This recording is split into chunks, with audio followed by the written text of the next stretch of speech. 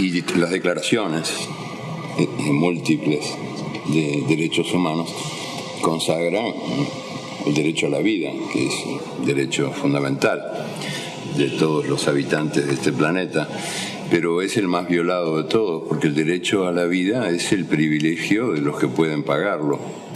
Y la verdad es que en la gran mayoría de los países del mundo la vida humana vale poco o nada cuando es la vida de un pobre. La vida vale poco o nada en los suburbios miserables de las grandes ciudades, donde la gente sobra, porque este sistema, que cuando yo era chico se llamaba capitalista y que ahora se llama economía de mercado, es un sistema que tiene más náufragos que navegantes. O sea, los excluidos, los marginados, los expulsados son muchos más que los integrados.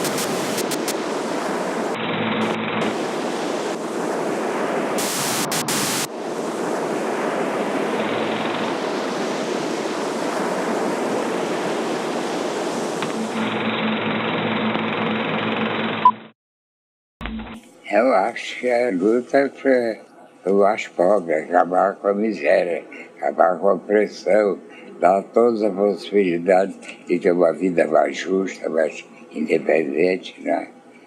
Uma teoria que se diz a todos, de modo geral, que a base é a igualdade, tem que ser boa. Eu gostaria de que nós pensamos bem a ser realidade. Os homens se conduzam na vida como irmãos, mão na mão, não é? Coração aberto, não é? Porque a vida pertence a todos e a luta entre os homens é uma coisa irracional, difícil de combater, mas está começando a ser compreendida melhor. A gente deve pensar na vida dele, mas também na vida de todos, não é? No movimento geral de tornar a vida más digna de ser vivida. Creo que es ahí donde aquellos que hemos sido víctimas y que hemos hecho de los derechos humanos una militancia, trabajar fuertemente para poder ver al otro siempre como un hermano, no como se ve hoy en la sociedad, aquel que me quita el trabajo, aquel que me viene a robar, y el miedo, es decir, que me gustaría poner también en la Declaración Universal de los Derechos Humanos el derecho a vivir sin miedo. Una utopía, por supuesto que es una utopía, pero ahí vale lo de Galeano, que la utopía es siempre aquello que se nos va corriendo del lugar.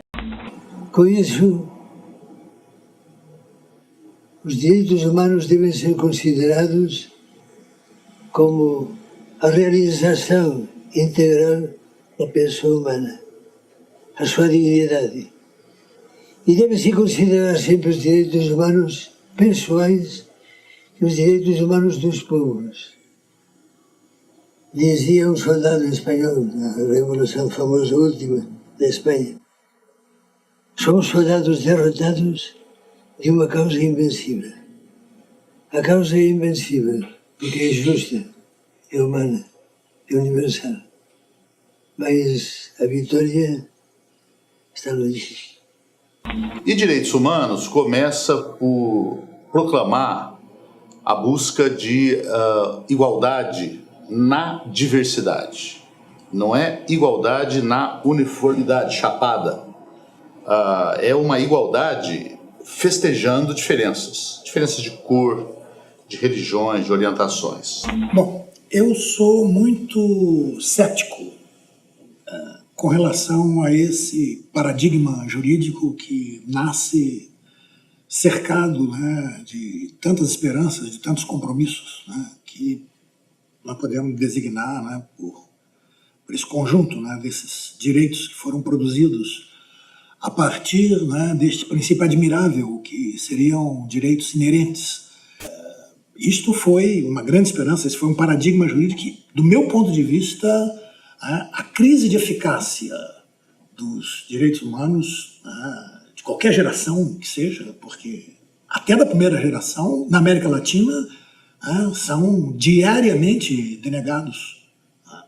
Então eu acho que essa utopia jurídica dos direitos humanos está hoje sepultada, e se a gente tivesse que escolher entre os tantos lugares onde poderíamos situar o cemitério da utopia jurídica dos direitos humanos, eu diria que Guantánamo me parece um bom lugar para dizer, aqui jazem os direitos humanos.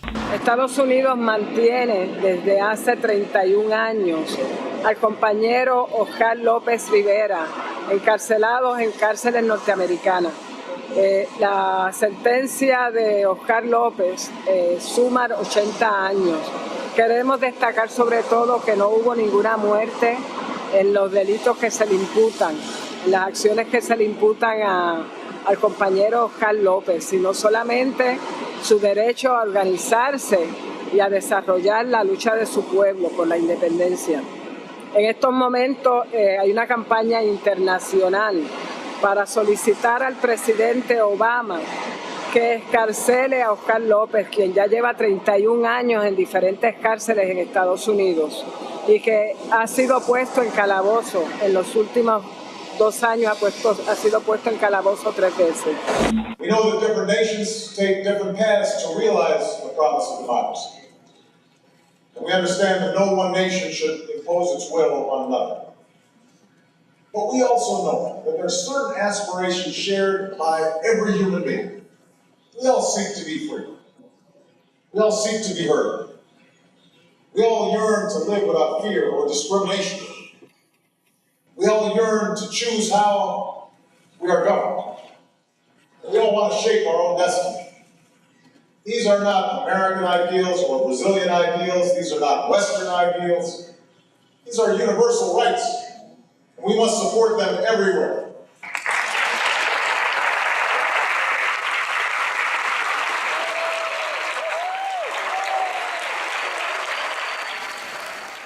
Pero los derechos humanos no es solo tortura, desaparición de personas, secuestro de niños. No, los derechos humanos son integrales. Por eso la misma Naciones Unidas habla de 3 generaciones de los derechos humanos, que no son compartimentos estancos, se interrelacionan profundamente. Derechos humanos individuales, los derechos humanos colectivos, y la tercera generación en la cual nosotros participamos en Viena. Estamos hablando del derecho de los pueblos. La temática se diversifica en lo que se llaman los derechos de tercera generación. O sea, que son, los derechos de los pueblos. O sea, no son derechos individuales, no son solamente derechos individuales. Son derechos de los pueblos, son derechos de sectores de la sociedad. Entonces, me refiero a los derechos de la mujer, a los derechos de los pueblos indígenas, a los derechos a un ambiente sano, los derechos de los inmigrantes, los derechos de la juventud y de la niñez. Los derechos de tercera generación son los derechos más modernos que se han ido incorporando a partir de las luchas de la sociedad, porque los derechos humanos son una cuestión dinámica, ¿no? O sea, no son un evangelio, es el resultado de la evolución de la sociedad. Hombre, la nueva generación de derechos humanos no se puede hablar de eso globalmente. La nueva generación es múltiple y diversa, y ahí hay 1000 maneras de colaborar, de luchar, de trabajar para un mundo mejor y más justo. Y ahí hay 1000 maneras de hacerlo. La primera lucha a nivel de derechos humanos, cada uno puede acceder y apoyar esa lucha a nivel de su propio barrio, porque ahí es alcanzable. Tan global, si me hablas de Latinoamérica me desbordas, porque yo creo que es una lucha de cada día y a nivel de donde vive uno, a nivel de su vecindario, a nivel de los vecinos, a nivel de lo que uno puede alcanzar y realmente transformar. Ahí está el terreno donde hay que trabajar, yo creo. Por la ciudad del norte me fui a trabajar, mi vida la dejé entre Ceuta y Gibraltar. Soy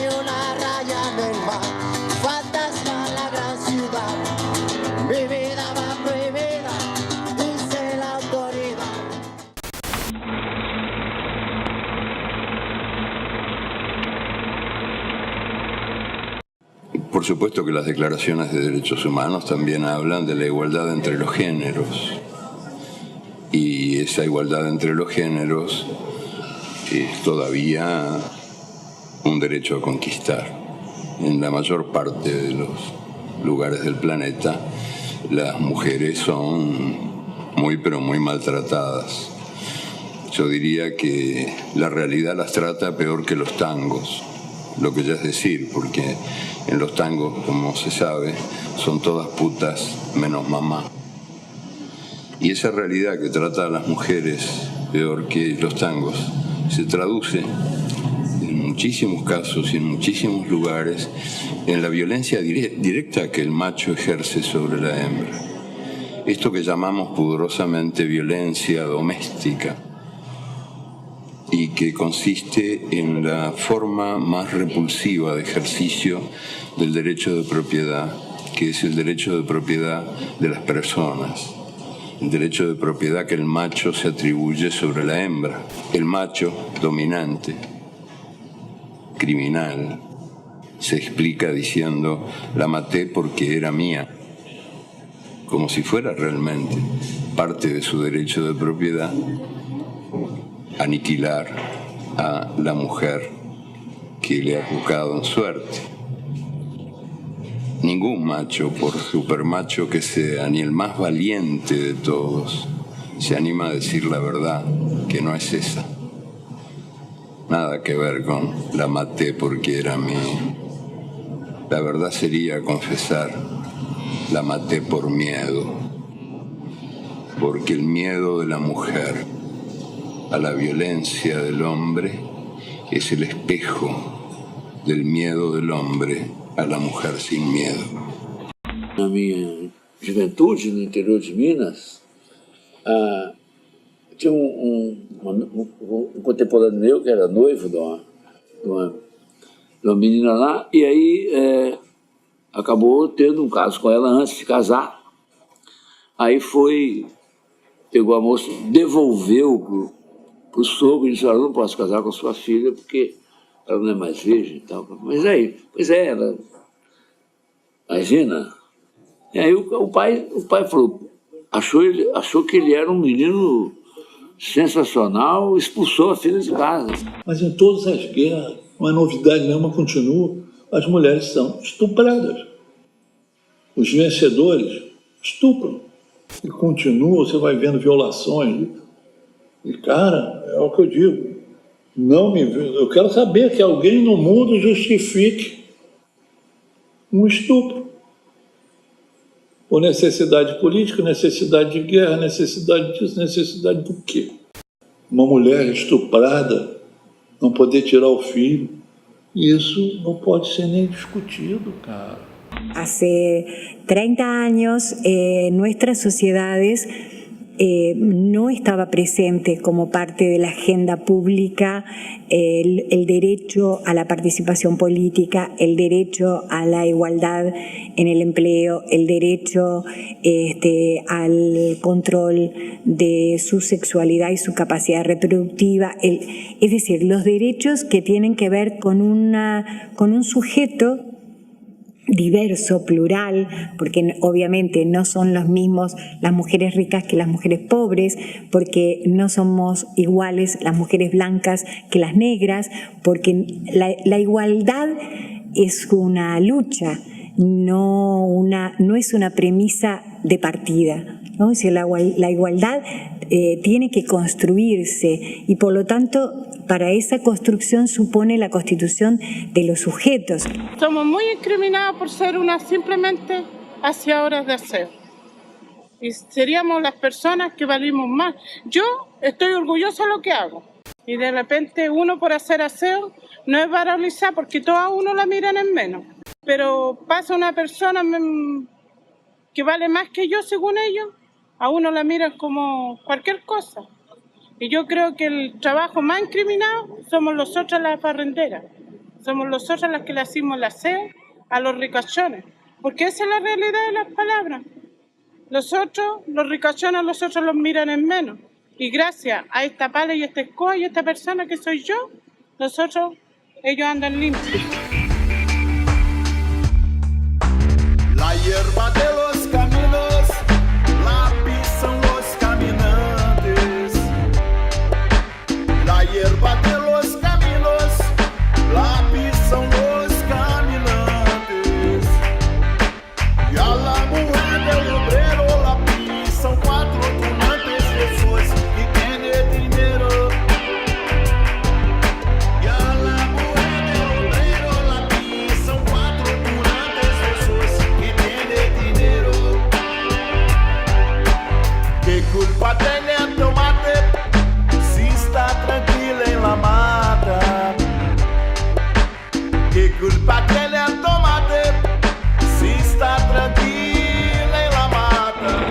revolución nunca va a ser realmente una revolución si no se hace feminista, porque si no movemos las bases del capitalismo, que es el patriarcado, las movemos bien, las desechamos y construimos sobre nuevas bases de equidad entre los géneros, o sea, no vamos a conseguir realmente un país revolucionario, una patria que queremos para todas y para todos.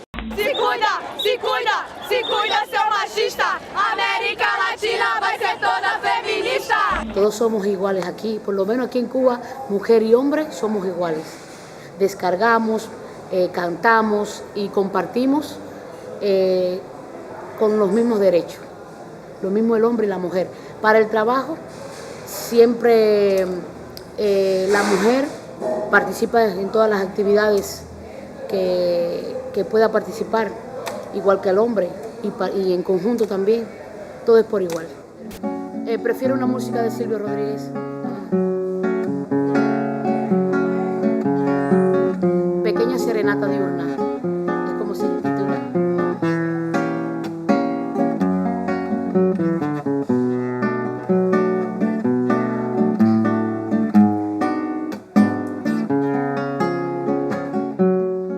Vivo en un país libre, cual solamente puede ser libre. En esta tierra, en este instante, y soy feliz porque soy gigante. Amo un hombre claro que amo y me ama sin pedir nada o casi nada, que no es lo mismo pero es igual.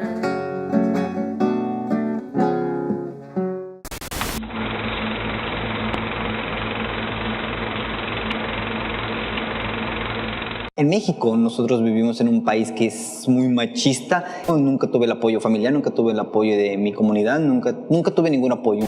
Durante muchos años me odié a mí mismo porque pensaba que ser homosexual estaba mal. Yo me vine a Toronto en septiembre del 2004. Vine huyendo de mi país. Yo tuve que solicitar refugio basado en mi orientación sexual y persecución.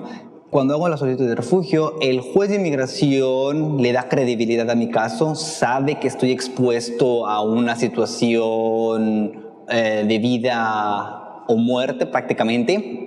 Mas, sin embargo, él rechaza mi aplicación porque dice que México es un país democrático en donde tenemos derechos humanos y en donde el gobierno nos protege. Yo no he podido viajar fuera del país porque mientras uno está en el país, en este tipo de trámite migratorio, ellos te quitan tu pasaporte, tus identificaciones, actas de nacimiento, todos tus documentos. Entonces no puedes viajar. Sin pasaporte no puedes viajar. Y una vez que sales del país, ya no puedes regresar, obviamente.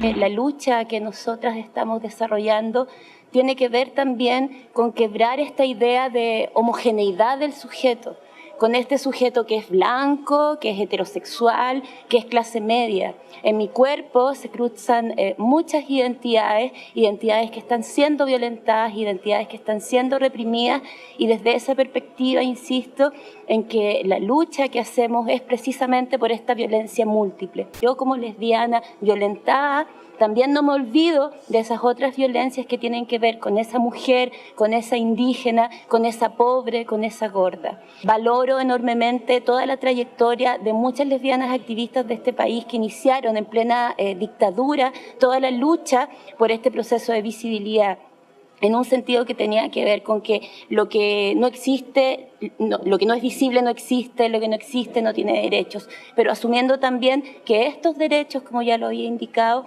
no solamente corresponden a un modelo que ya está preformateado, sino a un modelo que todavía está en construcción. La primera manifestación pública de demanda homosexual en Chile ocurrió en 1973, en plena unidad popular, casi al final del gobierno socialista de Salvador Allende, cuando un grupo de travestis prostibulares, no más de 15, protestaban por la persecución policial.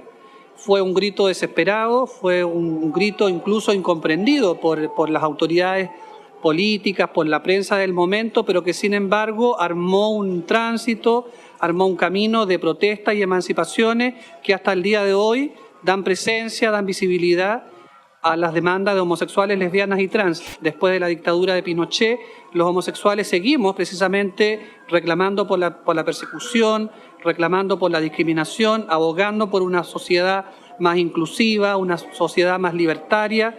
Las últimas marchas que han habido en Chile, pensando en la primera marcha del 73, que fueron alrededor de 15 personas, ahora hemos marchado alrededor de 30.000 personas, demostrando que sí es posible una sociedad nueva, una sociedad diferente.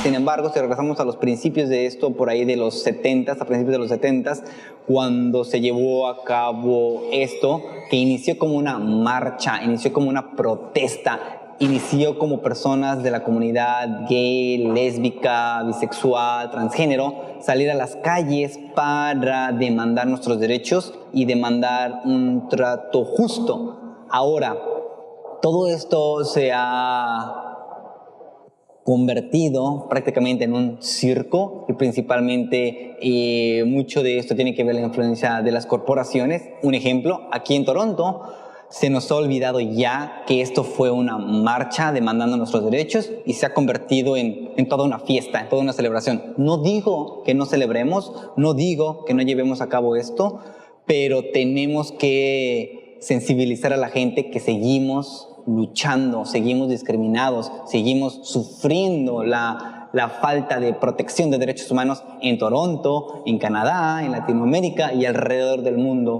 Eu acho que o posicionamento político brasileiro mesmo é quase que esquizofrênico, né? Você não tem, assim, um senso de propriedade com relação às coisas, né? Você não consegue fazer um protesto político sem ter um show para acompanhar, sem ter um tipo de entretenimento.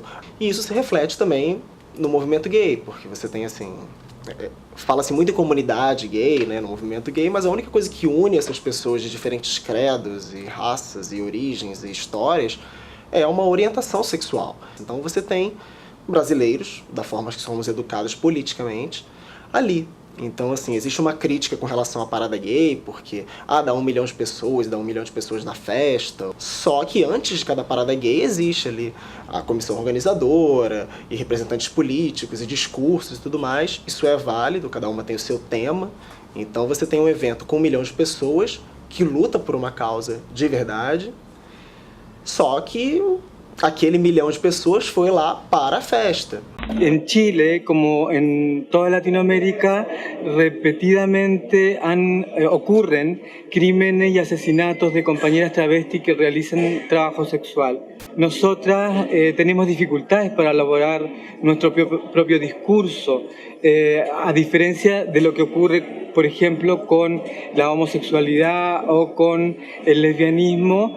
Es tan bello hablar de los derechos humanos y hablan personas tan bellas respecto de los derechos humanos, pero nosotras siempre vamos quedando fuera porque justamente no somos esas sujetas bellas que el sistema neoliberal establece como derecho humano. Por el hecho de no saber ni leer ni escribir, no podemos leer, por ejemplo, historia de otras travestis, de conquistas de otras travestis en Latinoamérica o aquí en Chile. Por lo tanto, entonces, hay un terreno, hay un territorio que tenemos que comenzar a explorar nosotras luchando por el derecho a la educación.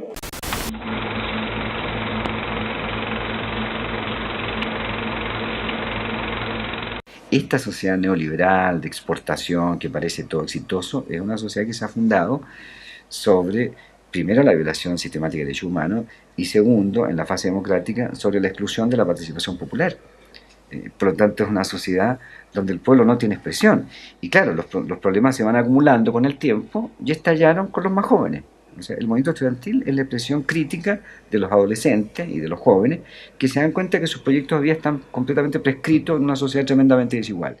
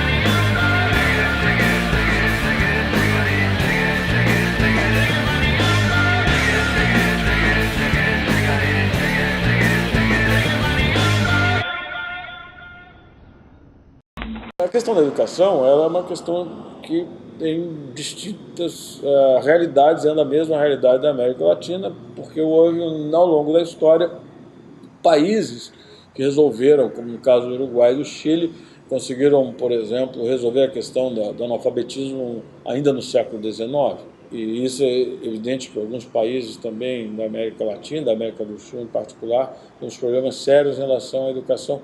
Agora, eu acho que a questão da educação é fundamental, porque, para trazer a um tema contemporaníssimo, que é a agenda da sustentabilidade, nós temos formado a convicção de que a única sustentabilidade reversível, ou seja, a única legítima sustentabilidade é a educação de uma sociedade, a educação do seu povo.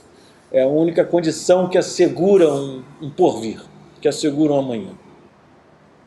É através da educação que se vai conseguir com que as populações tenham consciência dos seus direitos na saúde, no transporte, na moradia. Dentro do MST, há um setor de educação, que cuida, então, da educação formal, porque nós incorporamos dentro do MST a ideia de que a educação é um direito e, portanto, lutar por reforma agrária não é apenas lutar por terra. Nós temos que democratizar também o acesso ao ensino. Né? E o ensino, o conhecimento, ele é organizado na nossa sociedade basicamente através da escolarização. Então nós lutamos para que haja escolas de primeiro grau, ensino fundamental completo, porque há uma tradição que no campo só tem escolas até a 4ª série. Aonde tem escola fundamental, nós lutamos para que tenha escolas de ensino médio. Aonde tem escola de ensino médio, nós lutamos para que os jovens possam ter ingresso no ensino superior. Então, nos nossos 5.000 assentamentos que há esparramados pelo Brasil, nós acreditamos que deva ter ao redor de umas 4.000 escolas de ensino fundamental, deve ter umas 200, 300 de ensino médio, e agora na última mobilização que nós fizemos em agosto, nós conquistamos o compromisso do governo federal de instalar um IFET, o Instituto Federal de Ensino Técnico Superior, por estado, num assentamento. Sin embargo, tratando de romper los multígrados, sucedió algo que todavía se da en algunos lugares del país. Hay escuelas que tienen un solo estudiante y están en una zona sumamente intrincada de difícil acceso, pero para ese estudiante y en esa única escuela hay una computadora, hay un equipo de video, de audio-video, hay un maestro que se le paga para atender a ese único estudiante, que en ocasiones ese maestro es el padre de ese estudiante. Va allá a la montañita donde nadie va, en Cuba donde nadie va, el gobierno manda un médico, manda un profesor, manda... Hay lugares en el mundo, países donde la gente no va, porque no es de su beneficio, no hay dinero pesado, la gente no va sencillamente, se queda en la ciudad, el gobierno se preocupa por eso, te manda un maestro al último lugar, te manda un médico al último lugar, al rinconcito allá, donde hay un viejito que se está muriendo, que no tiene atención, te lo manda. Eso no es malo. ¿Y cómo llega este impacto de los elevados precios del petróleo, sobre todo a las economías más vulnerables y débiles actualmente, como son los países más pobres, los países de menor desarrollo, aquellos países donde se conoce que existen alrededor de 2.000 millones de personas que no conocen la electricidad, que no tienen acceso a portadores energéticos modernos y que han quedado excluidos en gran medida de los avances científicos, tecnológicos de los últimos tiempos, como es el propio uso de la internet, toda vez que no conocen siquiera la electricidad, que es una innovación de finales del siglo XIX. ¿Cómo ha aumentado en los últimos años su producción de petróleo? ¿Qué significa trabajar con los niños desde una perspectiva de derechos? ¿Cómo es distinto? A ver si un ejemplo nos ayuda. Por ejemplo, en un país como la Argentina, se dice que el 97% de los niños tienen educación primaria. Y si uno está mirando eso, dice, bueno, las cosas están bastante bien. La mayoría de los niños, casi universalmente, los niños reciben educación primaria. Sin embargo, si uno está mirándolo desde un anteojo de derechos, uno se pregunta, ¿por qué? ¿Quiénes son esos 3% de niños que no reciben la educación? ¿Qué los mantiene fuera de la escuela? ¿Cuáles son las razones? ¿Qué deberíamos hacer? Tenemos que entender qué los mantiene afuera y crear una estrategia para lograr la educação de todos. A arma, né, a coisa que você vai ter que usar para poder receber educação é a leitura. Se você não sabe ler e escrever com profundidade, como quem respira, você nunca vai ser educado e nunca vai ser inserido na sociedade. Se a questão mais importante do país é a educação, a questão mais importante da educação é a leitura.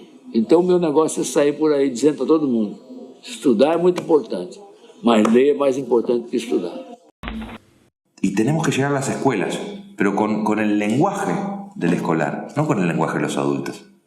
Yo tengo que generar animación, dibujos animados en materia de derechos humanos, para transmitir los contenidos. Tengo que generar programitas, bueno, estoy siempre pensando en Uruguay, esa maravilla que es el Plan Ceibal, donde hoy tenemos una computadora en cada hogar, ¿no? Cada hogar escolar. Yo tengo que generar juegos de computadora para esos niños, que tengan los contenidos de derechos humanos.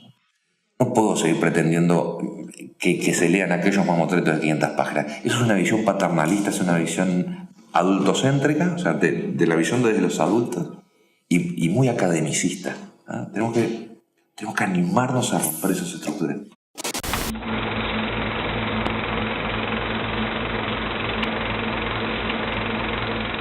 As pessoas não podem olhar para os direitos humanos e escolherem aqueles direitos que são mais fáceis de serem defendidos ou que têm a ver com o seu grupo de interesse. Nós precisamos olhar esse conceito global. Ou seja, se um daqueles direitos não estiver sendo garantido para as populações específicas, nós não vamos estar conseguindo dar plenitude a essa proposta ambiciosa da humanidade que foi aprovada em 48.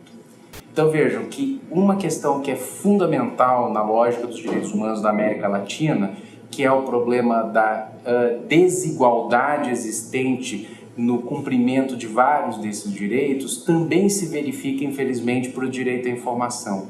As desigualdades, as assimetrias informacionais no continente são brutais. Em outras palavras, assim como com a relação à pobreza tem pessoas que têm mais renda do que outras e, portanto, conseguem exercer os seus direitos de maneira mais sólida do que outras, na área informacional acontece a mesma coisa. Existem pessoas, instituições, grupos que têm muito mais informação do que outros. Yo creo que el papel de los medios de comunicación no está analizado suficientemente desde esta perspectiva de manipulación de la realidad social. Porque no estamos hablando únicamente de una cuestión que se circunscribe a una mayor o menor libertad de prensa. No, no, no. Estamos hablando de la difusión, de la hegemonización de una serie de valores que se socializan y que establecen mecanismos de control absoluto. En ese sentido, yo creo que América Latina es un ejemplo meridiano en sus distintas realidades. La realidad, por ejemplo, del papel de los grandes oligopolios comunicativos de Brasil, en el caso de México, en el caso de Venezuela, en el caso del Cono Sur, y por otra parte, en lo que viene a significar la capacidad de descodificación de ese mensaje por parte de las capas populares. Y prácticamente no existe. Entonces, circunscribir o llevar o tratar de orientar el análisis o la reflexión sobre el papel de los medios de comunicación a una lectura de mayor o menor libertad de expresión y de funcionamiento de la prensa, creo que es un error. Por favor, no me los tomen, aquí tenemos unos amigos brasileños, no me lo tomen, por favor. No hay libertad de expresión en este país, ¿verdad? Estamos leyendo un artículo del Nuevo Herald, que es el órgano fundamental de ataque al gobierno bolivariano, al presidente Chávez y al pueblo venezolano desde Miami. Y están escuchando lo que estamos diciendo en vivo en estos momentos en el canal del Estado. Se está anunciando la muerte del presidente Chávez y burlándose de la misma, ¿no? Continuamos. Aquí somos espontáneos. Aquí podemos hacer al mismo tiempo un documental y un programa de televisión. La comunicación en Venezuela es uno de los fenómenos protagónicos de todo este este proceso sociopolítico, ¿no? Porque en Venezuela muy temprano nosotros nos dimos cuenta que si habían que hacerse cambios, estos cambios se tenían que hacer precisamente a partir del ámbito comunicacional. No nos olvidemos que Venezuela tiene el macabro récord de haber sido el primer país en el cual se hizo un golpe de Estado mediático en el 2002, y eso tiene su explicación. Durante 50 años los medios de comunicación en Venezuela fueron medios de comunicación controlados por pocas familias, y fueron medios de comunicación que no era el poder detrás del poder, sino el poder delante del poder. En Venezuela se ha dado una lucha que no es solamente una lucha comunicacional entre empresas privadas y medios estatales, como puede pensarse, sino que hay un tercer elemento muy, pero muy importante, que son los medios comunitarios. Porque durante el golpe de Estado, los principales canales de televisión del Estado, este es el principal canal de televisión del Estado, Venezolana de Televisión, fue inmediatamente silenciado. Y fueron los medios de comunicación alternativos, fueron los medios de comunicação comunitários que salvaram a democracia em este país, não? Chaves, ele tem uma trajetória que não é uma revolução, ele foi um militar tradicional, num certo momento entra na vida política, agora, eleito, é submetido a um golpe militar antidemocrático que dura 48 horas e ele vence. Então aí quem o derrubou vai na mesma linha da Líbia hoje e dizer que há ditadores amigos e ditadores inimigos. Então, ninguém sabia que o Egito e a Tunísia eram ditaduras. A mídia não contava isso. Os jornais do Brasil e do mundo inteiro era o presidente da Tunísia, o presidente, o ditador da Coreia, o ditador de Cuba, etc. Tal. O Chaves não é uma ditadura, é um oponente dos Estados Unidos, mas não é a realização ideal dos direitos humanos. Yo creo que tenemos que también ser muy honestos. Yo también soy de una generación que estaba muy en favor de unas revoluciones como por ejemplo lo de Nicaragua. Yo estaba muy en favor del régimen sandinista. Pero hay que reconocer a un cierto tiempo que también ellos hacen errores. Y siempre al nivel de derechos humanos hay que criticar también los regímenes que tienen tal vez una política social, pero al otro lado tienen sus errores al respecto de derechos humanos. Entonces hay que ser neutral en ese sentido. Los derechos humanos es algo global y no tiene política en principio. Yo creo que todavía muchos países están en una situación de transición hacia una situación más democrática. Yo creo que en general, a pesar que todavía hay mucha violación de derechos humanos en diferentes países, Colombia, en Perú, en diferentes países, también en Brasil, América Central, en Cuba también hay gente que no tiene derecho a hablar abiertamente. Entonces, a veces tenemos también que criticar a regímenes que tal vez son simpáticos, ¿no? Venezuela es un país en el que se encuentra en estos momentos asediado por las grandes transnacionales. Y cuando digo transnacionales no me refiero solamente a empresas, sino también instituciones internacionales como la ONU o como la OEA, porque presuntamente estaría incurriendo en el amedrentamiento de los derechos humanos, ¿no? Y cuando nosotros vemos cómo se interpretan los derechos humanos, bueno, los derechos humanos se interpretan a partir de la práctica de los derechos humanos de las élites en Venezuela y en Latinoamérica. Entonces se deja de un lado el derecho humano a la alimentación, que en Venezuela ha roto todos los récords, a la educación, al agua potable, para dar preponderancia a unos supuestos derechos humanos de la libertad de expresión que solamente serían conjugadas por los dueños de medios de comunicación, a la propiedad privada que solamente sería conjugada a los latifundistas. Los derechos humanos son una gran paradoja, y una paradoja en filosofía es un problema cuya solución es otro problema. Nosotros tenemos que alejarnos de ese chantaje de no criticar los derechos humanos. Solamente los derechos humanos criticados pueden hacerse derechos aplicados a todos los ciudadanos y no solamente a los ciudadanos al cuadrado, que parecen ser las clases altas de nuestra Latinoamérica y de nuestra Venezuela. Todos esses elementos ainda estão em construção em nossos países. A posição de determinados governos, sejam de esquerda ou de direita, de se colocar com certa frequência por meio de posicionamentos que devem ser interpretados como ameaças à liberdade de expressão, esse é um problema que nós temos que enfrentar. Há um outro lado, porém, que diz respeito à posição dos grupos de comunicação privados, que na grande maioria dos países da América Latina controlam boa parte do mercado das comunicações e que têm interesses já consolidados e interesses que certamente seriam prejudicados caso esses países avançassem para uma organização democrática do setor das comunicações. Quem tem poder de comunicação acaba tendo todos os poderes. Sabemos que praticamente 6, 7 empresas de comunicación desembarcan a comunicación en el mundo. En los medios de comunicación esto es tremendo,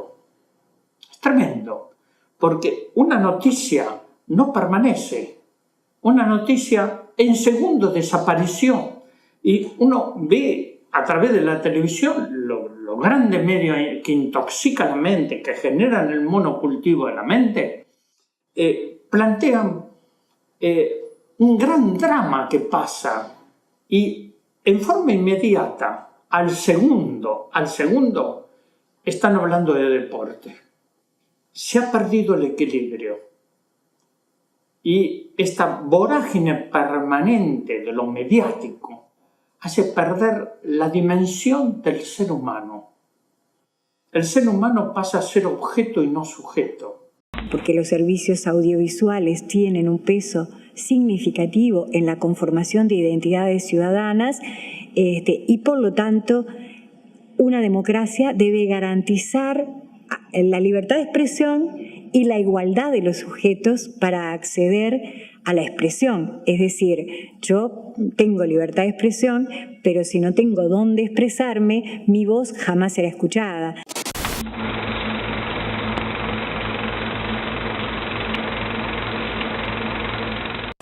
O Brasil vive uma situação estapafúrdia, para não dizer caótica.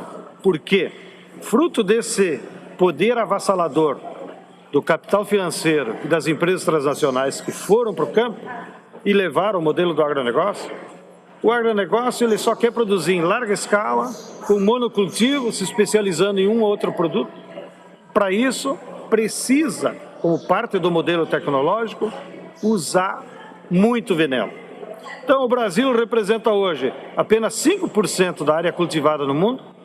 No entanto, nós usamos 20% de todos os venenos do mundo.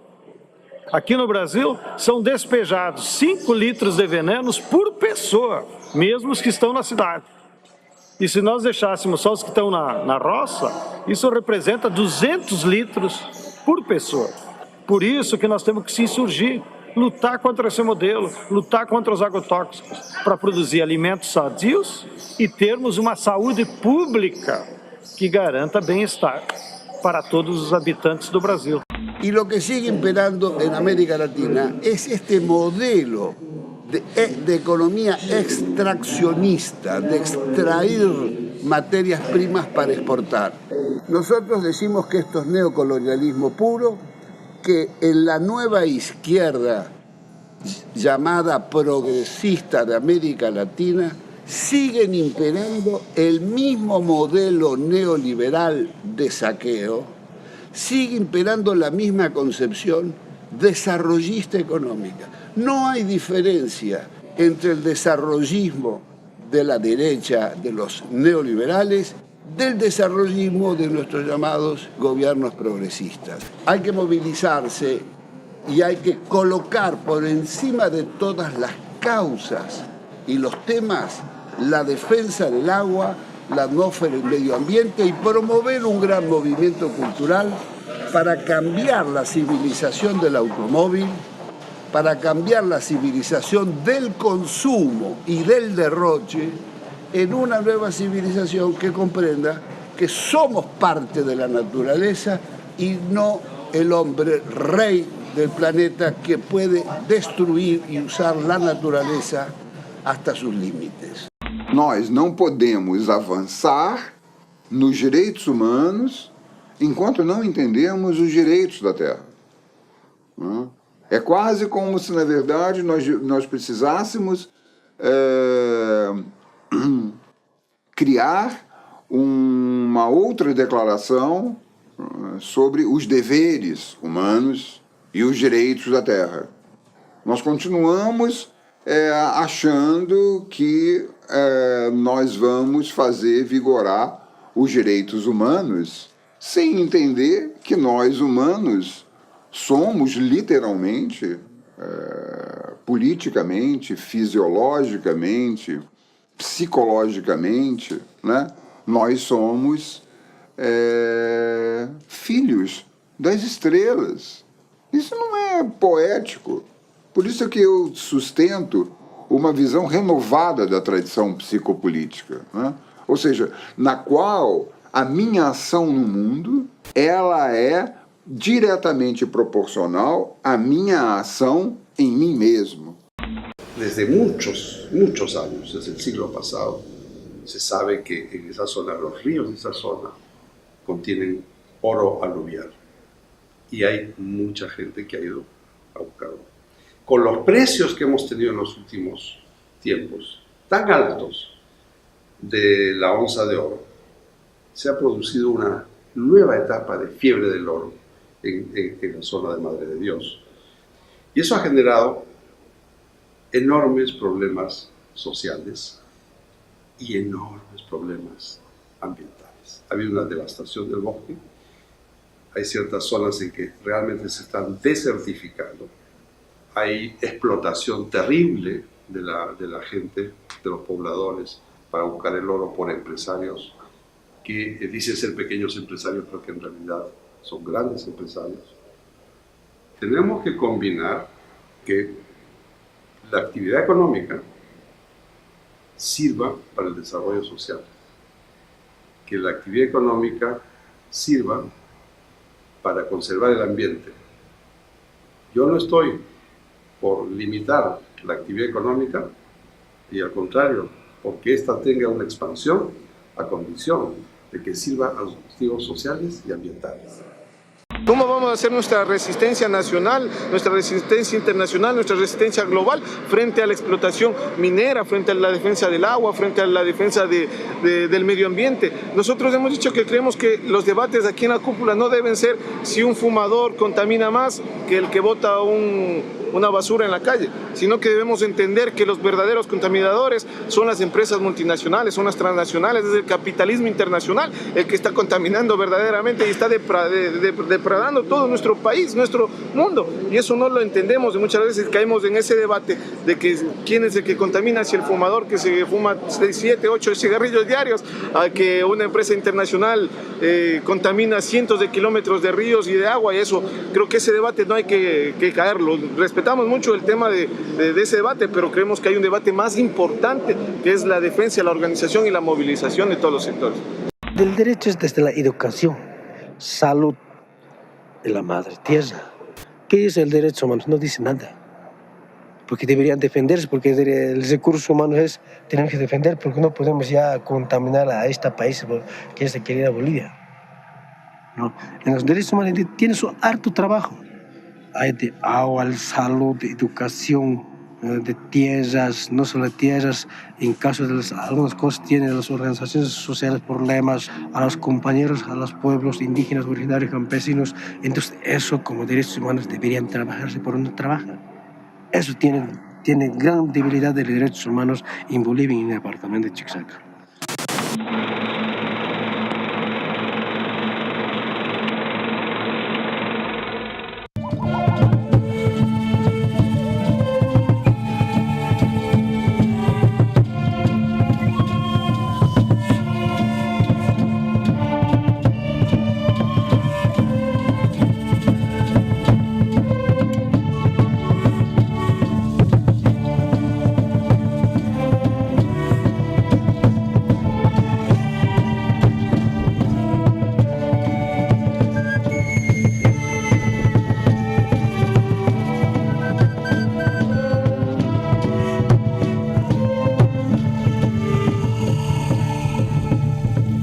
Huayna Potosí, Chachila, Hanko Punchuni, Kori Butasani, Sumawa Tiritawa, Sapuruncho Kapstesta, Sumakolu, Suma, Huayna Potosí, Chachila.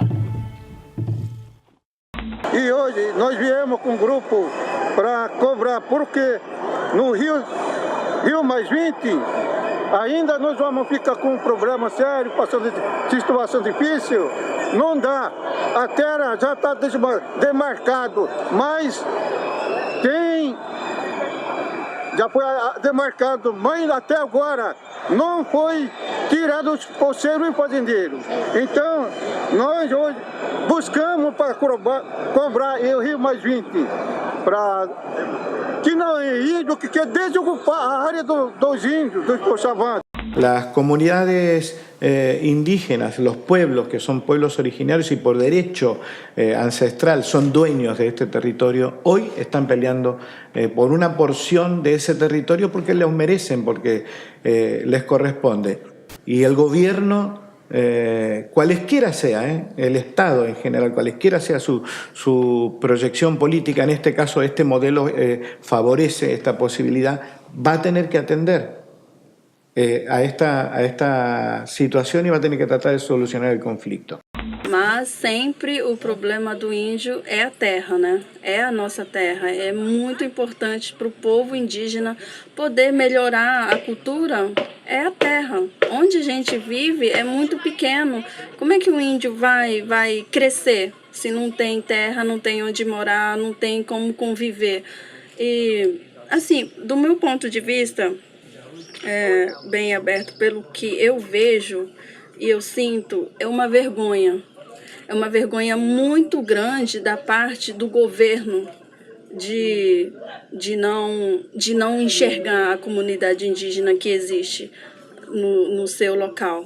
Não é o branco que sofre, é a comunidade indígena mais pobre que sofre. Não tem remédio, a gente não tem médico na nossa... Hoje, na minha comunidade, tem mais de 2 meses que não vem um médico. Já tem um tempão que não vem. E a gente precisa, né? Mas é muito difícil falar sobre isso. Para o governo, o índio não existe. En Bolivia, la conquista de los derechos indígenas es fundamental, muy por encima de cualquier otra cosa.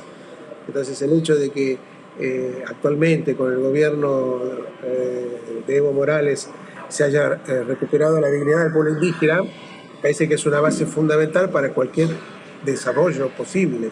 Porque no nos olvidemos que la Argentina se construyó sobre la base de un genocidio, que fue el general Roca en el siglo XIX, que extermina a los indios, ¿no? Lo mismo que se hizo en Estados Unidos, para recuperar la pampa húmeda para el mercado mundial. Entonces, un país que se construye sobre el genocidio está condenado a repetir el genocidio, y eso es lo que pasó en los años 70.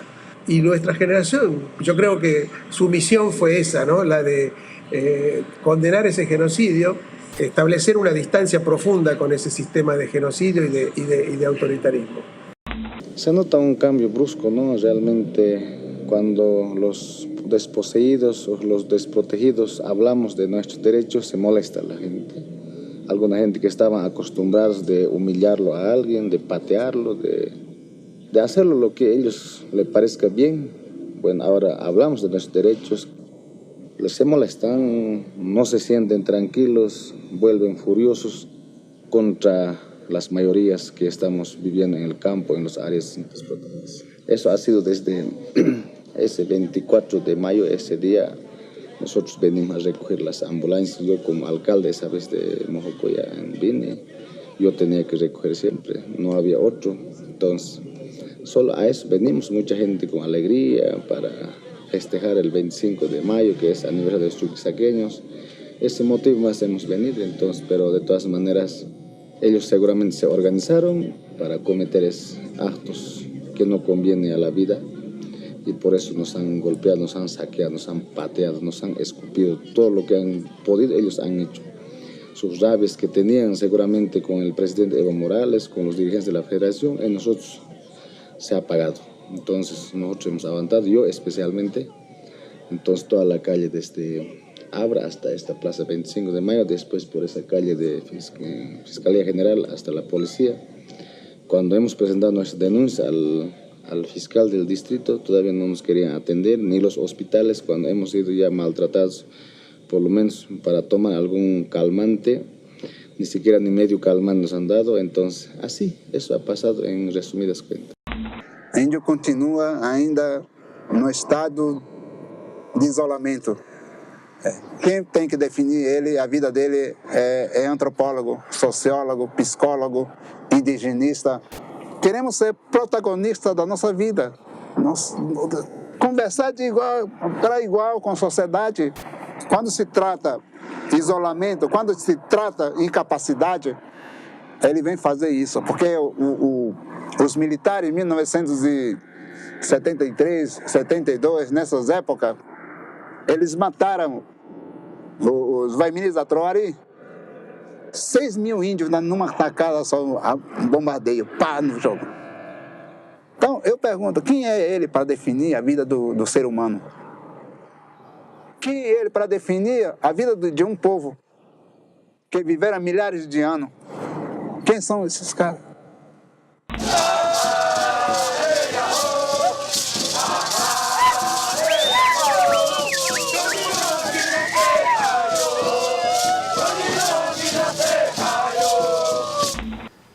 A problemática indígena é uma problemática condenada, está prevista. O programa, a opção, a política e o agronegócio. E as multinacionais, a exportação, a monocultura. Os povos indígenas e o povo camponês atrapalham. Não entram no esquema, sobram. Nós dizemos que a luta pelas causas indígenas e camponesas são lutas perdidas, evangelicamente salvas. Yo soy mapuche y aquí pasó algo. Aquí pasó algo con nuestro pueblo mapuche, o sea, que no fueron los españoles quienes a nosotros nos relegaron a otros espacios afincados y en reducciones. Sino que fue el Estado chileno que a nosotros nos arrinconó y masacró. Bueno, hubieron un proceso de la historia que es fuerte y doloroso respecto de cómo se ocurrieron esas matanzas, quemas y despojos territoriales. Entonces, si vamos a nuestra gente, a nuestra familia, nosotros nos damos cuenta que los territorios que están allá llenos de pinos, o se está construyendo una represa, o hay una gran fuente turística, son territorios que pertenecían a nuestros abuelos. Y ahora, ¿por qué estamos nosotros aquí y no allá donde están esas grandes construcciones de las grandes empresas? Eso es lo que nosotros nos preguntamos, nos cuestionamos ahora. Padre nuestro, que estás en el suelo, danos hoy nuestro pan que nos quitan día a día, perdona nuestras verdades, así como nosotros condenamos a quien no las entiende. No nos dejes caer en esta invasión y más, líbranos del explotador.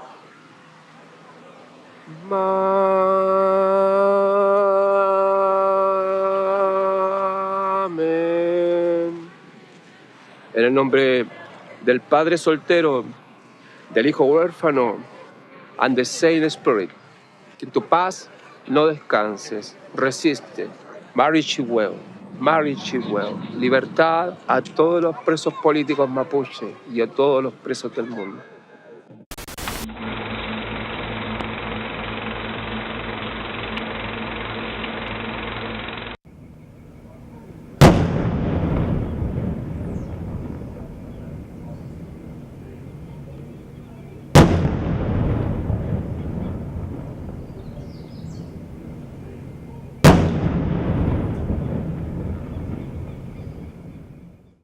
Bueno, yo creo que después de esta experiencia dolorosa, traumática, que hemos sufrido los uruguayos todos en época de dictadura y que también han sufrido los latinoamericanos, me parece que hay un nivel de conciencia ciudadana muy extendido, muy amplia, de que siendo importante las luchas originales por los derechos humanos centrados en la violación a las libertades públicas y sindicales y la persecución a los opositores por ideas políticas o religiosas o ideológicas diferentes a los regímenes dictatoriales y autoritarios, hoy en día se ha extendido el concepto de derechos humanos hacia todas las minorías, ya sean los trabajadores, las mujeres, las colectividades negras, y también extensivo a otros aspectos que tienen que ver con la vivienda, que tienen que ver con la salud, que tienen que ver con el tema de la educación, etc. Es que sí que el concepto actual de derechos humanos no está restringido como otrora, como antes, solamente a la violación.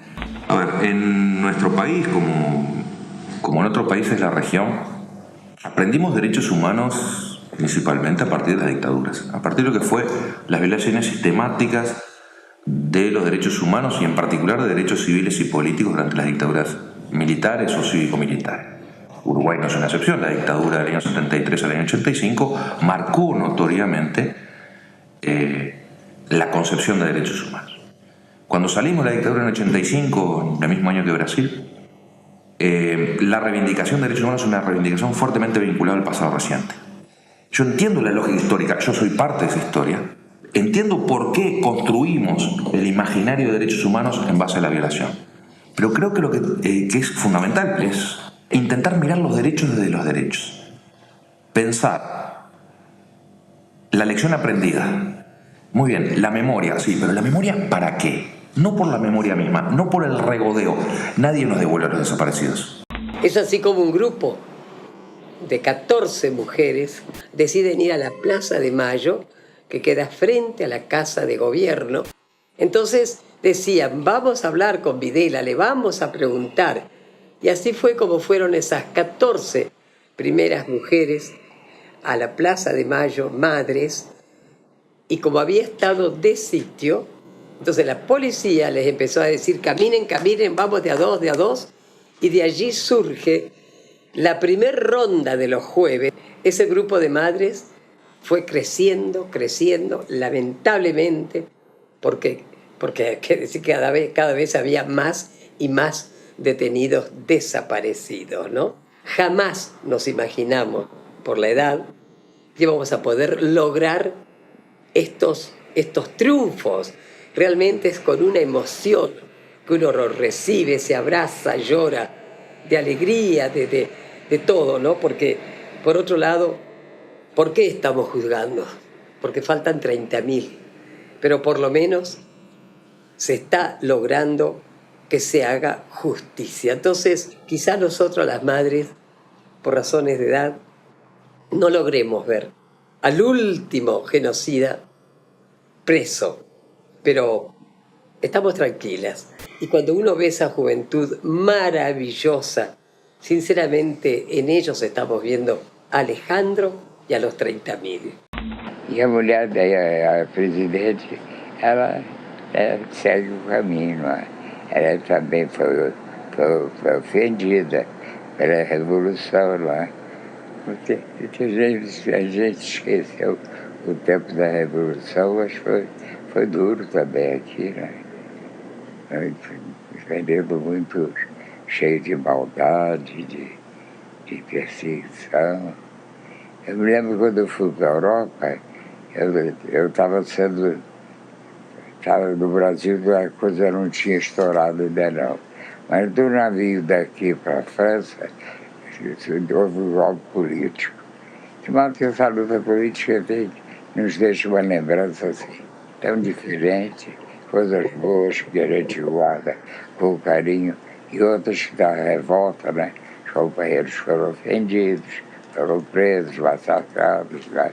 De modo que é a vida cheia de fases boas e ruins, né? El poder de la Iglesia Católica, la jerarquía de la Iglesia Católica, no digo toda la Iglesia Católica porque hubo víctimas de la Iglesia Católica como el obispo Angelelli, y hubo obispos comprometidos como Monseñor de Nevares o Gesaine, pero son una minoría, un pequeño puñado. La jerarquía eclesiástica convalidó el golpe de Estado, avaló el exterminio, dijeron que esto era una muerte cristiana, el adormecimiento de las personas para arrojarlas vivas al mar, los capellanes militares consolaban a los marinos que tenían algún remordimiento por haber arrojado personas vivas al mar y le decían que de esa manera separaban la paja del trigo, con esa parábola bíblica o evangélica, diciendo que la paja eran los subversivos que mataban y el trigo era la gente buena que se salvaba, se redimía al excluir a los malos. Tengo que reconocer que a Igreja falhou em muitos países nas ditaduras militares pela obsessão do comunismo. O que fosse afugentar o comunismo era válido. Uma guerra santa contra o comunismo. Por isso se justificava a ditadura. E se justificavam desaparecidos, mortos, torturados. Brasil teve a sorte de, já quase no primeiro momento, optar por uma postura crítica, profética. Em outros países houve situações de escândalo. Somos comissões da verdade, estão descobrindo e se chega à conclusão de que não se pode pensar em ponto final enquanto houver tanta vírgula por resolver, né? Falando rapidamente da Comissão Verdade, a gente tem que saber. As famílias têm que saber o paradeiro dos seus entes. Tem que saber, cara. Eu não acho que eu sou revanchismo, não quero revanchismo, eu não quero prender ninguém, até porque o tempo já passou, mas é importante saber o que aconteceu. Saber o que aconteceu é importante. É importante saber o que a gente sabe informalmente, saber oficialmente, que no Araguaia foram assassinados friamente. Um monte de companheiros foram presos, mortos, torturados, e com a notícia que eles estavam mortos, com ele vivo, falando, ó, você morreu já. Eu fui preso, fui torturado, a Dilma foi presa, foi torturada. Então, sem essa conversa do Ustra, que é o principal comandante da tortura em São Paulo, dizer que não houve tortura. Por otro lado, nuestras sociedades tienen todavía una deuda con el pasado y con la memoria, más allá de los discursos, y digo, estoy hablando en general, por supuesto que hay diferencias en América Latina. Argentina ha avanzado mucho en saldar esas deudas con el pasado y en reescribir la historia oficial, ¿no? Porque de alguna manera eso todavía está pendiente en Brasil, está pendiente en Uruguay en forma completa. Creo que Brasil es el país que tiene más atraso en relación en América Latina en relación a cómo unir el pasado de la dictadura con el presente de una sociedad, de un país pujante, ¿no? Líder mundial en muchas cosas y colocado como en el escenario político mundial, como si fuera otro país, ¿no? Como si este Brasil de hoy no tuviera nada que ver con aquel del pasado. Então, aqui nós nos preocupamos durante muito tempo com a questão das violações aos direitos humanos dos presos políticos, entre os quais, aliás, me incluí, né? No momento eu estive também refém da ditadura. Foi algo terrível, foi uma experiência bárbara, mas nós não podemos nos contentar em pôr fim à ditadura e às práticas terroristas e de violência praticadas durante a ditadura. Nós temos que ver que esta cultura do arbítrio, ela se projeta para além do período de ditadura e continua ocorrendo em pleno Estado democrático, como que uma herança de um passado que nesse aspecto não foi ainda totalmente superado. Yo me pregunto a mí misma y pregunto, ¿qué vamos a hacer? Es decir, ¿qué vamos a hacer con el pasado? Porque si construimos monumentos, cancelamos la memoria.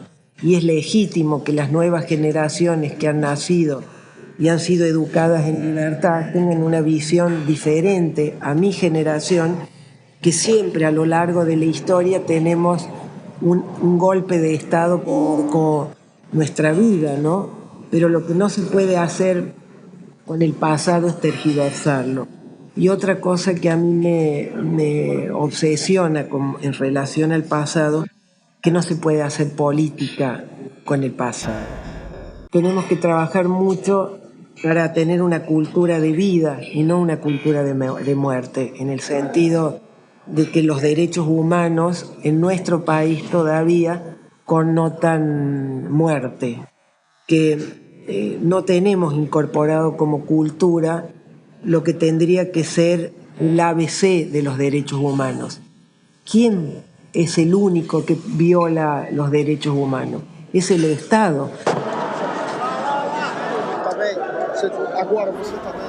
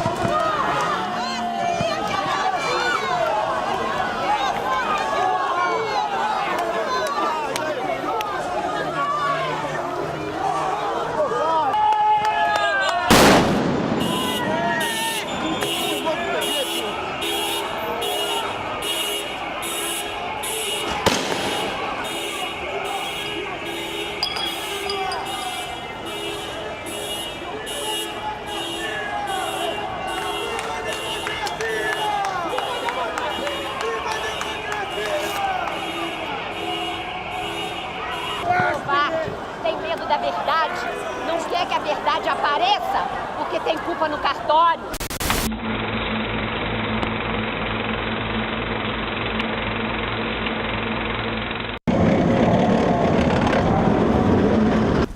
Tem um colete aí, me dá um colete aí. Caralho, os caras estão aqui, maluco. Os caras estão aqui, ali. Fecha a porta, fecha a porta.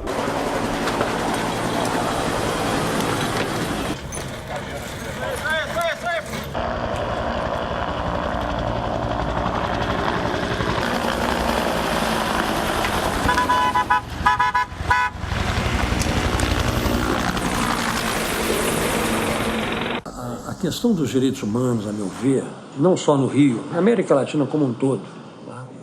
Ela é fundamentalmente um indicador de luta.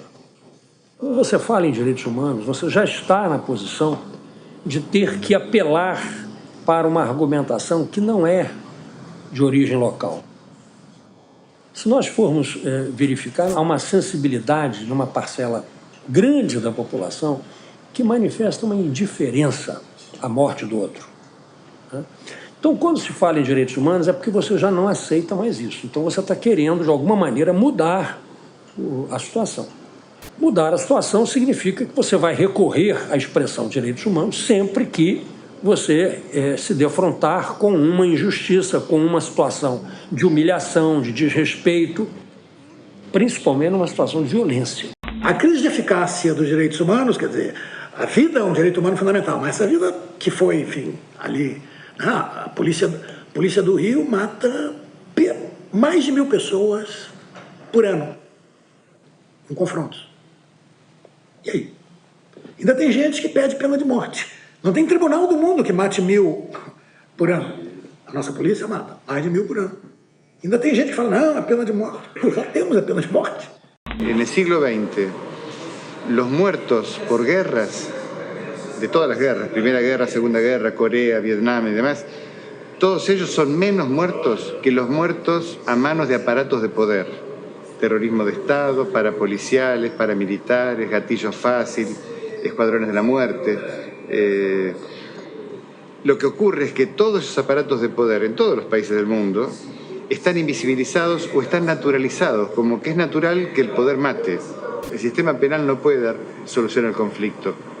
Esa conflictividad tiene que resolverse con más presencia del Estado y más participación para que haya más integración entre los sectores que están partidos.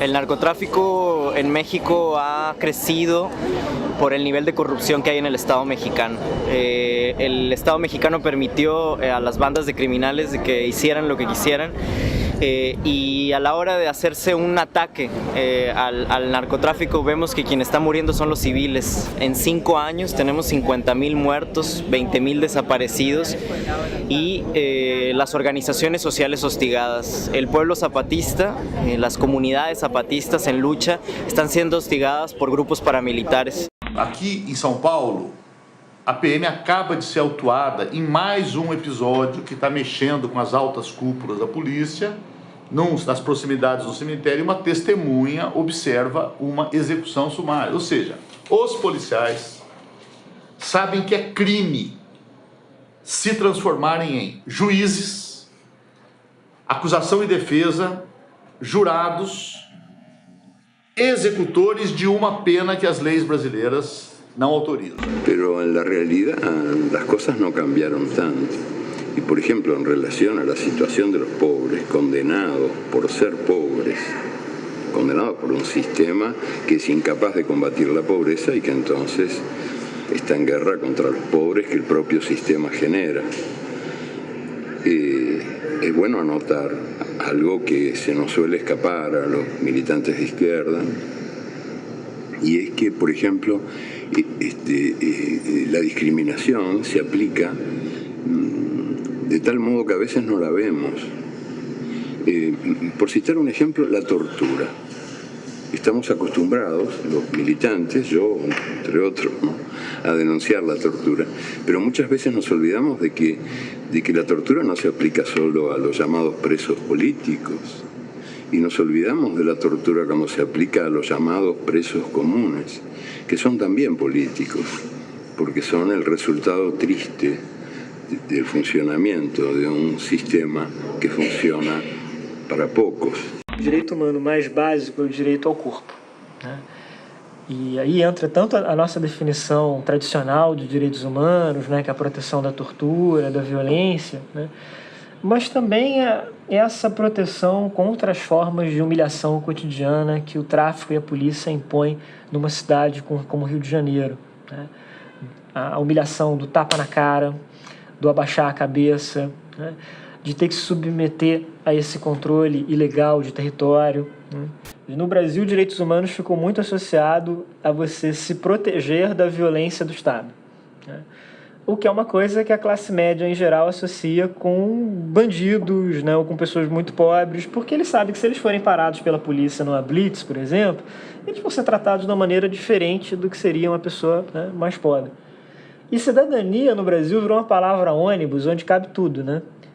Pode ser você distribuir um cobertor velho no inverno, pode ser você doar comida. Agora, é uma cidadania de baixa intensidade, né? É uma cidadania que é pouco questionadora, que é pouco crítica do Estado, da sociedade.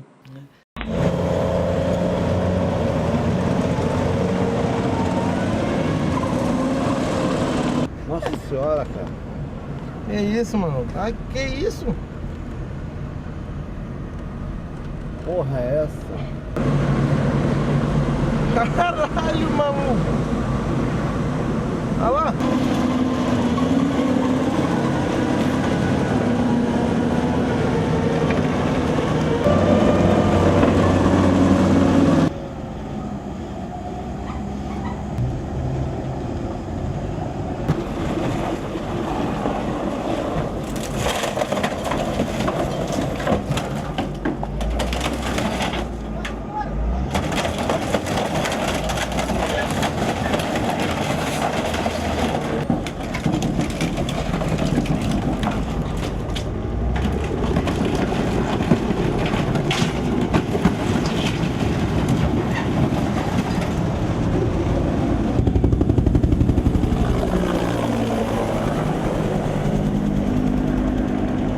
Ih, rapaz, ó, vai passar também do junto ali. Olha aí, ó, se ela come.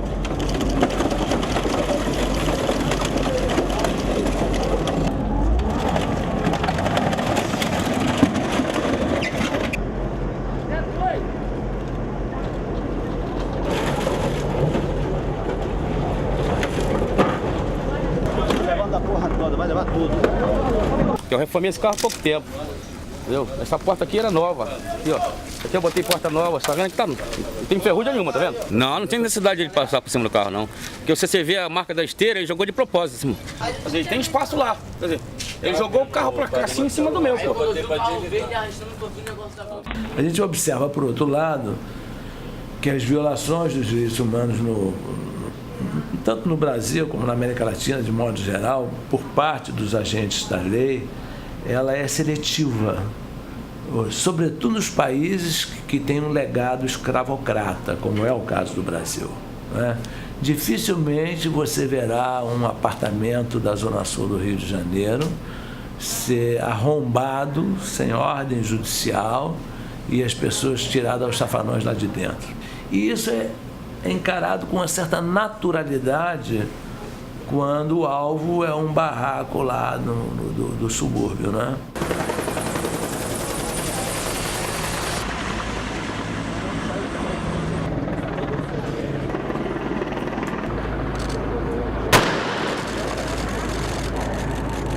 A mídia confere um tratamento completamente desigual a situações análogas. Há algum tempo, uma senhora que dirigia seu carro ao lado de sua família foi alvejada por um tiro, que nós chamamos de bala perdida. Quer dizer, houve um tiroteio numa favela, numa comunidade próxima a essa via, a bala a atingiu e a matou diante de sua família dentro do carro. Isso foi objeto de muita atenção da mídia, manchetes e tal, e com toda razão. Ocorre que, no mesmo dia, no mesmo confronto, 4 inocentes foram mortos no complexo da Maré. Tão inocente quanto essa senhora, também com suas famílias, também por balas perdidas. Não houve nenhuma notícia alusiva a essas vítimas. O que a opinião pública acaba absorvendo? A ideia de que, de um lado, nós temos a favela e, de outro lado, as suas vítimas. Quando a discriminação se dá nesses termos, não só não se mudam as políticas de segurança, porque nesse caso em que houve essas mortes, a polícia atuava lá também atirando como se estivesse numa guerra, como se sua responsabilidade não fosse preservar a vida dos moradores daquela favela. Os caras vão largar pra cá, hein, mano?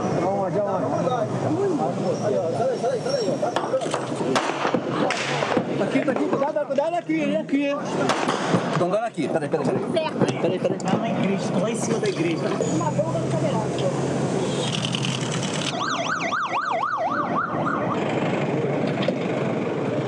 39. Essa aqui, ó.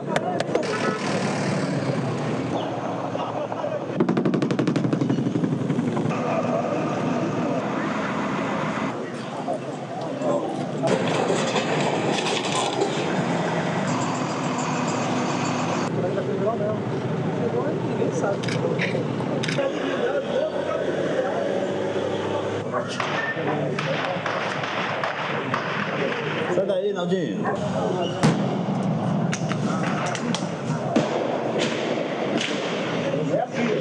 Ali, ó, dá pra ver. Vai. Ah, foi com uma parede, com bebê, pela parede. Tá de bebê, caralho. Essa foto. Ele tá um tempão com essa criança. Sai daí da rua!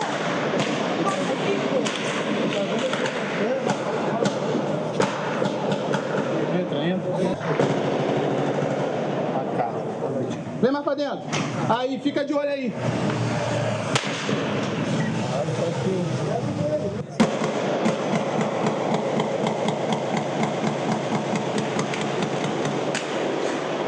Tô trocando.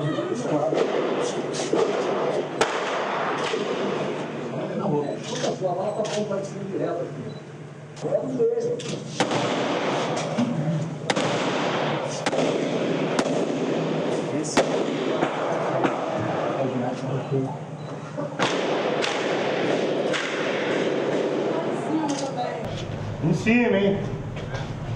Guimarães, em cima. É difícil pra gente. Nós estamos tendo mais raciocínio, né, cara? Tem que pedir desculpa, meu carro.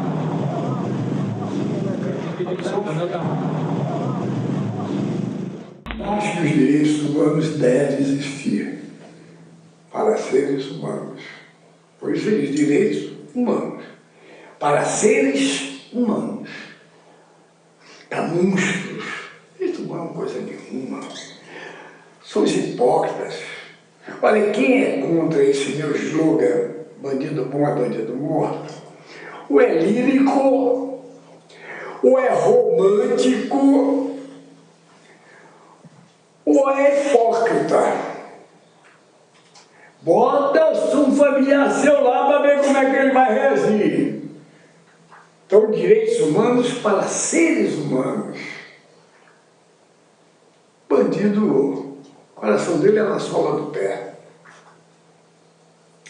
Tem que ser devidamente ripado.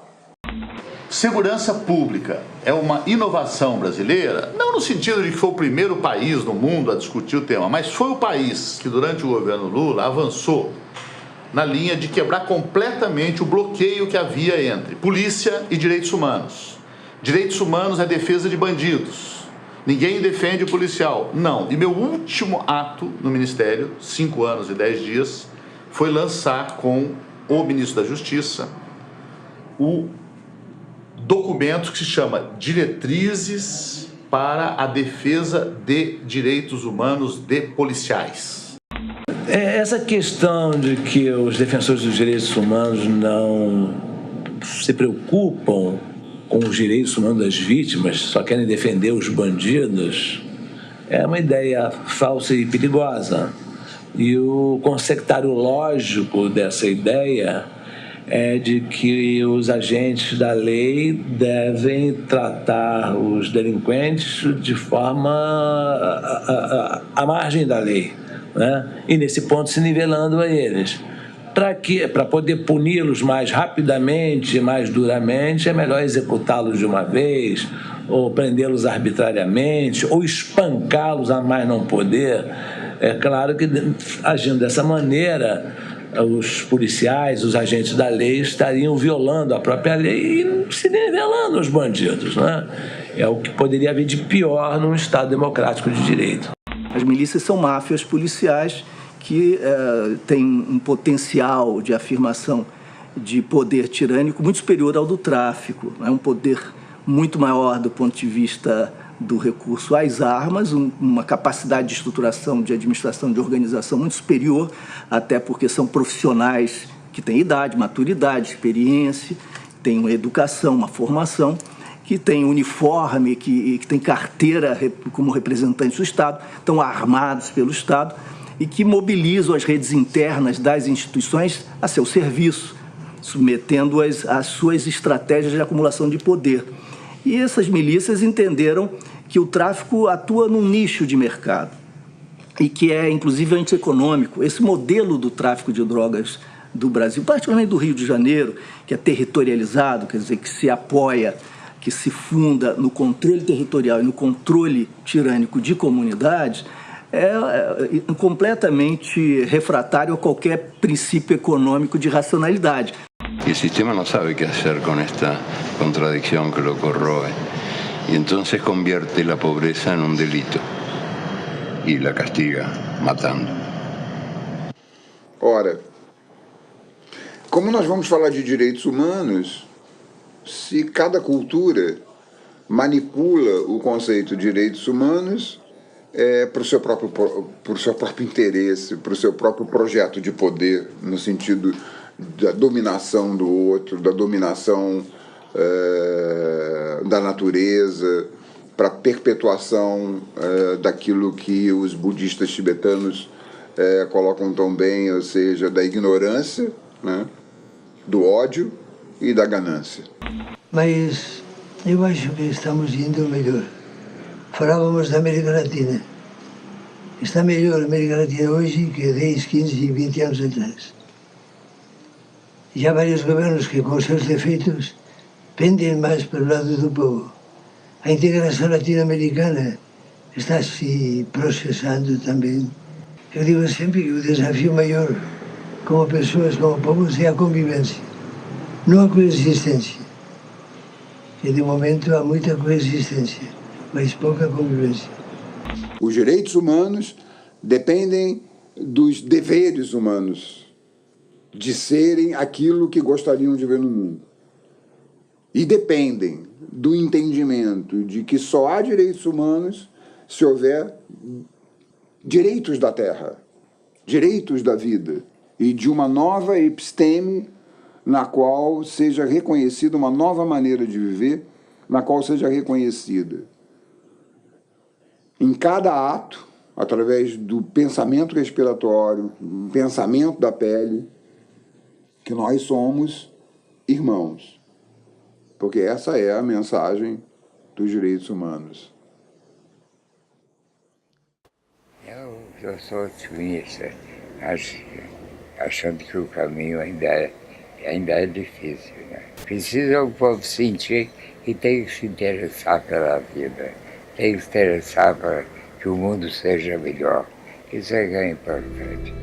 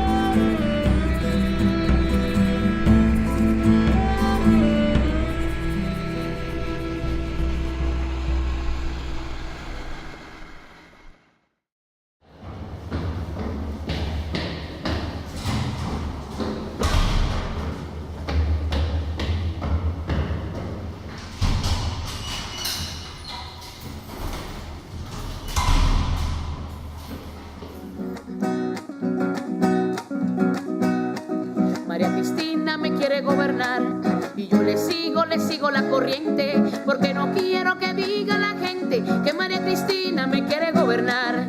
María Cristina me quiere gobernar y yo le sigo la corriente, porque no quiero que diga la gente que María Cristina me quiere gobernar. Que coge la maleta y la cojo, que vamos para la playa y nos vamos, que súbete del puente y me subo, que bájate del puente y me bajo, que quítate la ropa y me la quito, que tírate en el agua. En el agua. No, no, no, no, María Cristina, que no, que no, que no, que no.